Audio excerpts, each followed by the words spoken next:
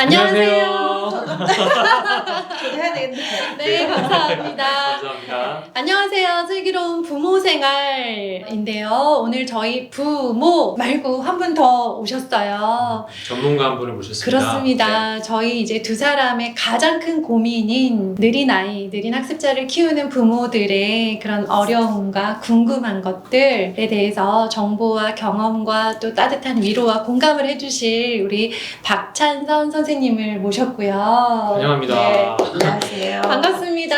안녕하세요. 선생님. 네. 아마도 저희처럼 느린 아이, 느린 학습자를 키우는 부모님들이 생각보다 많으시다고 저는 네. 알고 있어요. 그렇죠? 네. 저희처럼 같은 고민을 하시는 분들께 아주 유익한 영상이 될 거라고 생각을 하고요. 교사 생활을 하면서 이제 매년 새로운 아이들을 이제 만나잖아요. 그런데 새로운 아이들을 만나도 학급에는 적게는 한두 명, 뭐 많으면 한 3-4명의 느린 아이들, 또 학습적인 부분도 있지만 생활적인 부분에서도 느린 아이들을 꼭 만나게 되더라고요. 근데 그 아이들이 정말 착하고 예쁜데 어떻게 도와줄 수 있는 방법이 없을까라는 고민도 하지만 사실 그 외의 아이들도 챙겨야 되다 보니까 많이 좀 충분히 챙겨주지 못하는 어려움들이 있는데요. 이런 느린 아이들, 그 느린 학습자 아이들의 정의, 특성 등이 있다면 좀 알려주시면 도움이 될 것 같습니다. 느린 아이는 요즘에 여러 이름으로 이제 불리는 친구들인데요. 경계선 지능이라고도 불리고 또 학습장애라고도 불리고 또 천천히 배우는 아이들 이렇게 배우는데 포괄적으로는 느린 아이들 이렇게 이해하시면 좋을 것 같습니다. 보통은 크게 두 가지 특징을 가지고 있다고 볼 수 있는데요. 하나는 이제 발달이 전반적으로 느리다. 그런 의미에서 느린 아이들 이렇게 이해하시면 좋을 것 같고 또 다른 측면에서는 학습을 했을 때 배움이 좀 느리다. 그런 측면으로 이해하시면 좋을 것 같습니다. 그러나 이렇게 말씀을 드리면 부모님들이 우리 아이들이 좀 가르쳐도 잘 이해를 못하는데 그러면 우리 아이도 느린 아이가 아닐까 이렇게 생각하시는데요. 또 그건 또 과하게 생각하실 수 있기 때문에 표준화된 지능 검사를 실시해서 네. 거기에서 지능 지수가 70에서 한 84 정도 그 정도 되는 친구들, 경계선 지능에 해당되는 그런 친구들을 느린 아이로 보시면 좋을 것 같습니다. 사실 지능검사 결과지들을 자세히 들여다보면은 어떤 친구들은 발달이 애초부터 느렸겠구나 라고 생각되는 친구들도 있는데 더 안타까운 것은 환경적인 어려움 때문에 애초에는 지능이 떨어졌을 것 같지 않은데 지능이 낮게 나오는 것으로 평가되는 경우입니다. 이런 경우는 돌봄이 좀 부족해서 오는 결과일 텐데요.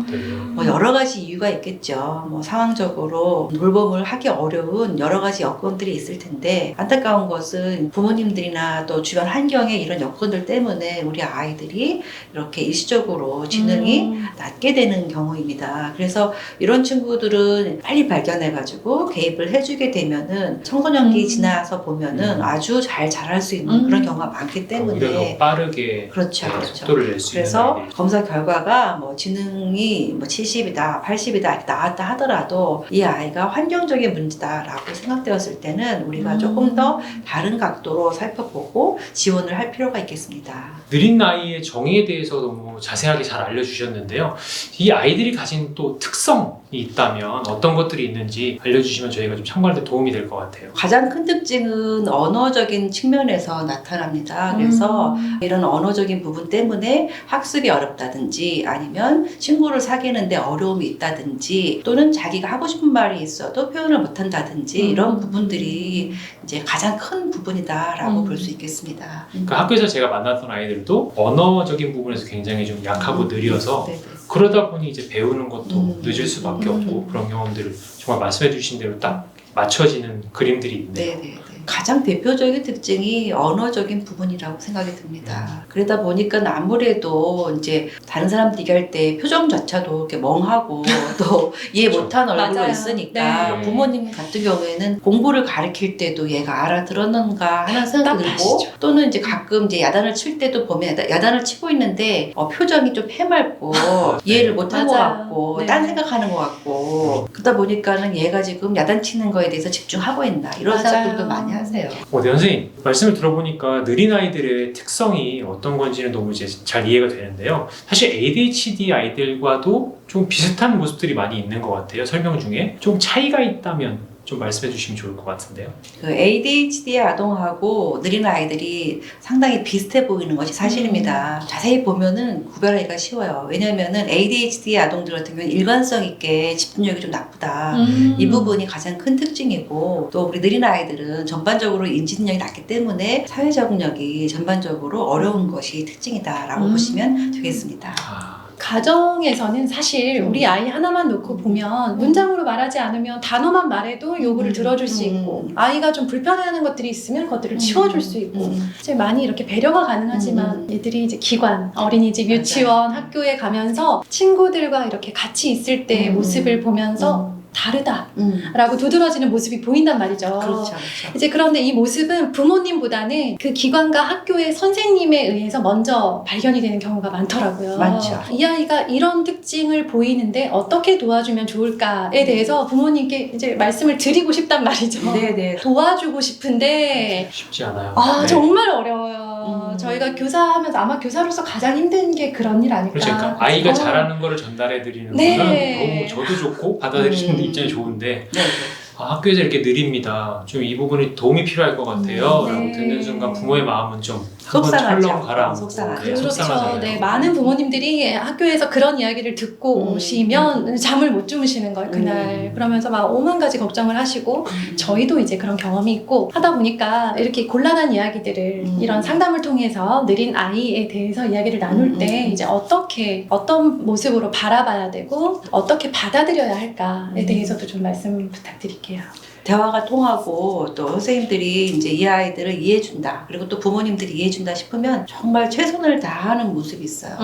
성실하고 그리고 끝까지 해내고 싶고 이런 부분들이 있기 때문에 맞아요. 이제 부모님들이나 선생님들이 이 아이들을 상담할 때 이 부족한 점에 대해서만 주목할 것이 아니라 일단은 이 아이들이 말하고 싶은 거에 대해서 우리가 어떻게 하면 알아줄 수 있을까, 그리고 이 아이가 어떤 의도로 그런 상황에서 그렇게 행동했을까 하는 부분에 대해서 같이 이렇게 조금 생각을 해보셨으면 좋겠어요. 그랬을 때 그 부분들이 아이들이 하는 행동들을 오해하지 않게 되는 부분인 네. 것 같아요.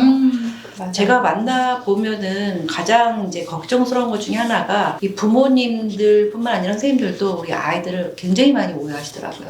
아까 말씀드린 것처럼 야단을 치고 있는데 해맑은 표정 혹은 뭐 멍한 표정으로 이렇게 보고 있으면 얘가 지금 내 말을 건성으로 듣고 있다. 그러니까는 한 번 더 혼나게 되고 내 말 알아들었어 뭐 이런 식으로 따지게 되고, 너 내가 우스워? 이렇게 그리고 돼요. 알면서 일부러 그러는 거야? 뭐 이렇게 네. 하는데 사실은 알면서 그러는 건 아니거든요. 우리 느린 아이들은 정말 알면서 일부러 상대방을 이렇게 시험에 들게 할 만큼의 그렇게 나쁜 마음을 갖고 있지 않아요. 맞아요. 분명히 네. 장점, 예쁜 모습들이 있는데 그게 잘 안 보이는 거죠. 부족한 모습이 부모로서, 교사로서 먼저 보이고, 또 이제 가장 필요한 것들은 내가 먼저 이 아이에 대해서 걱정하는 게 아니라 이제 그런 이야기들을 들었을 때, 선생님으로부터 들었을 때 우리 학부모의 마음가짐도 되게 중요하다고 생각을 해요. 이 마음가짐에 따라서 우리 아이를 도울 수도 있고 못 도울 수도 있는 거잖아요. 맞죠, 네, 맞죠. 어떤 마음가짐으로 이런 이야기들을 받아들여야 될까요? 선생님들이 이런 말씀을 하실 때 부모님이 첫 번째로 가졌으면 하는 그런 마음가짐은 네. 아, 우리 선생님이 우리 아이에게 관심이 많으시구나 라고 생각을 했으면 좋겠어요. 맞아요. 네네. 관심이 없이는 그런 그럼요. 상담을 용기를 낼 수 없어요. 그럼요. 교사들은. 그렇죠. 네. 네. 그리고 사실 그렇게 불편한 전화를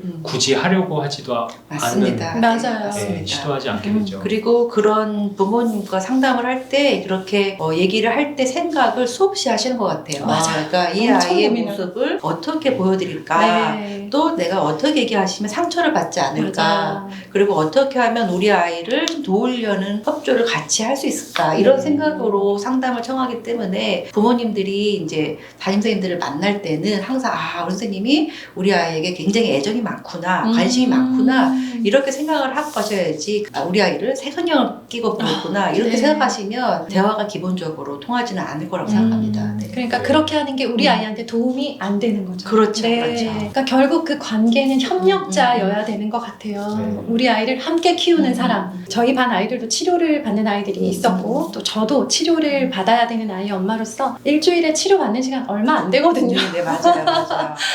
아무리 열심히 다녀도 하루에 2건 못 가요.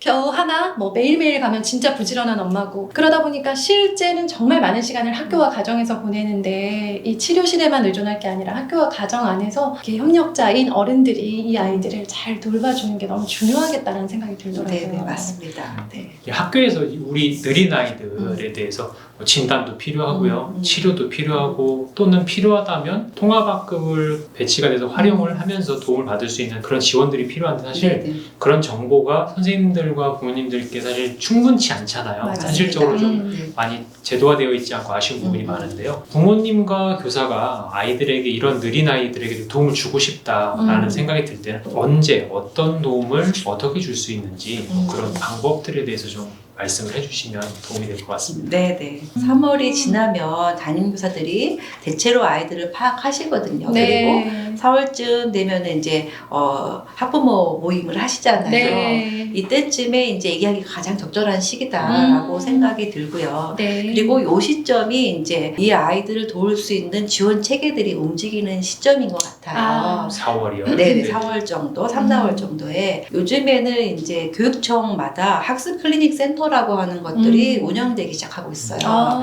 그리고 학습 클리닉 센터들은 우리 느린 아이들뿐만 아니라 이제 학습이 어려운 친구들을 돕기 위한 어떤 시스템을 갖추려고 하고 있거든요.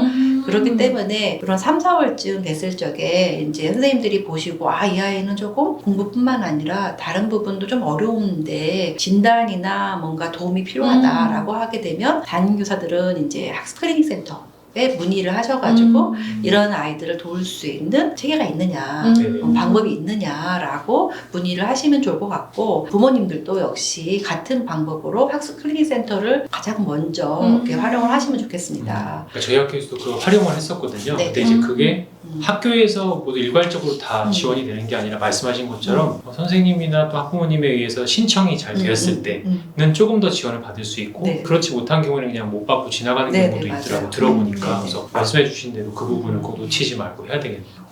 네, 이렇게 교육청에서 지원해 주시는 것 외에도 또 있을까요? 요즘에는 교육청 외에도 공공기관이나 지자체에서도 느린 아이들을 위한 사업들을 많이 하고 있습니다. 그래서 복지관이라든지 공공기관을 잘 찾아보시면은 우리 아이들을 도울 수 있는 방법들이 다양하게 있을 거라고 생각됩니다. 네, 감사합니다. 그런데 이제 1년 중에는 4월 정도가 좋은 시즌이고 이 아이 인생, 연령으로 봤을 때는 늦어도 언제 정도에는 개입을, 도움을 주는 것이 좋다 하는 때가 있을까요? 이제 느린 아이들이 처음으로 이제 조금 다르다라는 것들을 이렇게 조짐을 보일 때가 있어요. 언제냐면 유치원 때거든요. 그러니까 유치원에 보내놓으면 아무래도 친구들하고 못 섞이고 좀 산만한 것 같고 네. 그리고 선생님이 지시를 해도 잘 못 따르기 때문에 뭔가 조금 다르게 느껴지는 부분들이 있어서 제일 먼저 발견될 수 있는 시기는 유치원 때라고 봅니다. 그래서 가장 좋은 때는 유치원 시기 때 발견해서 학교 들어가기 전에 진단을 받아서 열심히 노력을 하게 되면 제일 좋은 부분이다라고 생각이 들고요. 네. 그리고 늦어도 초등학교 때는 발견하는 게 좋죠. 네. 유치원 시기에는 장애나 이렇게 등급을 받지 않아도 뭔가 발달이 늦는 친구들의 확실하게 그 구분이 되면 네. 이 아이들을 특수교육지원센터를 통해서 지원을 받을 수가 있어요. 기억이 새록새록하네요. 네. 말이 느려가지고 그때는 이제 진단 안 받았는데 아이 언어치료 지원 받아서 했거든요. 맞아요. 네, 그거 맞죠? 네, 맞습니다. 이제 사실 우리 느린 아이를 키우는 학부모님들의 이런 걱정, 고민, 절망의 절반 이상은 미래 모습일 거예요. 네네. 네, 그래서 지금도 힘든데 나중에 점점 힘들어지는 거 아니야? 혹은 나중에는 어떻게 될까? 되게 막연하고 말씀하신 대로 우리나라는 아직 로드맵이라는 게 없잖아요. 네. 그래도 이제 많은 아이들을 보셨을 테니까 이렇게 성장한 사례도 있다. 그리고 이렇게 이제 아이들이 성장하기 위해서 이제 이런 도움이 들어가면 가능하다라고 하는 희망을 좀 주세요, 선생님. 네, 생각보다 우리 아이들이 제법 잘 크는 경우가 많고요. 커서는 네. 잘 모르겠다. 아이가 네. 그렇게 어려웠나? 이런 아이들도 있습니다. 네, 그래서 힘이 드네요. 너무 힘들지. 사실 그게 제 걱정이거든요. 네.